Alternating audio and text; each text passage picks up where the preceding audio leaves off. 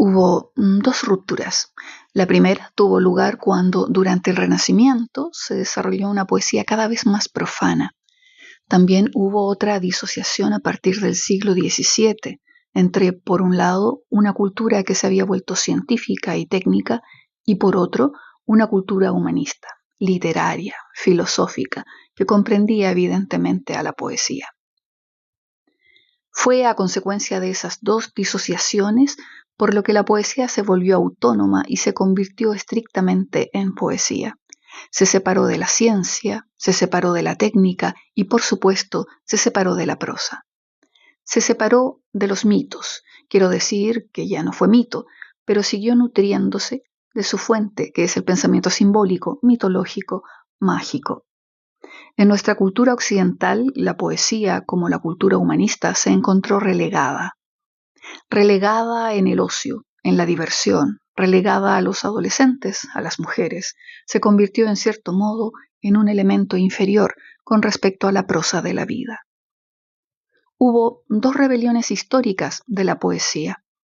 La primera fue el romanticismo, particularmente el romanticismo en su origen alemán. Es la rebelión contra la invasión de lo prosaico, el mundo utilitario, el mundo burgués, el mundo que se desarrolla a comienzos del siglo XIX. La segunda rebelión ocurrió a comienzos del siglo XX y fue el surrealismo.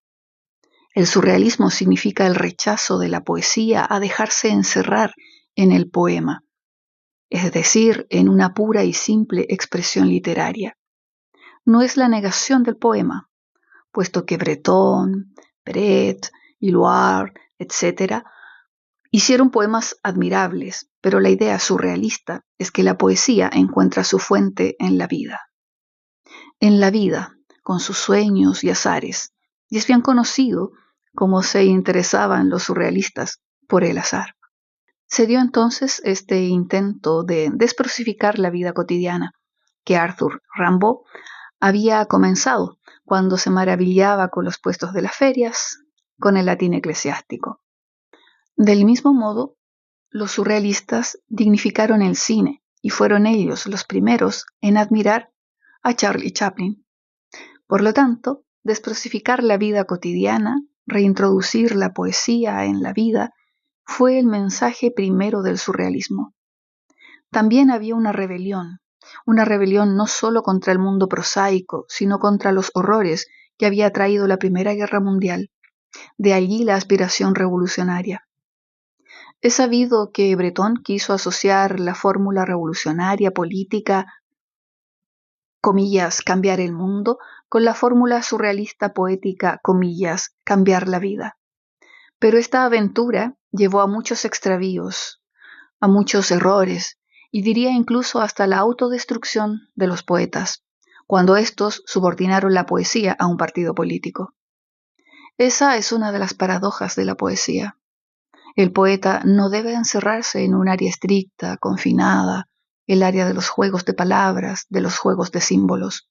El poeta tiene una competencia total, multidimensional, que atañe pues a la humanidad y a la política, pero no debe dejarse someter por la organización política. El mensaje político del poeta es ir más allá de la política.